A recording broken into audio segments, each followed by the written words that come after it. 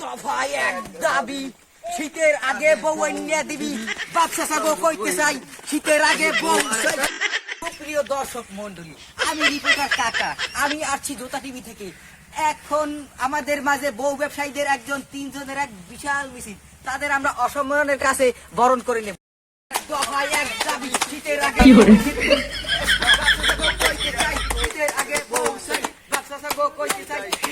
সংগ্রামী ভাই ও ভাইরা, আপনারা জানেন এই শীতের মধ্যে আমাকে বউ না থাকলে আমার খাতা গরম হয় না।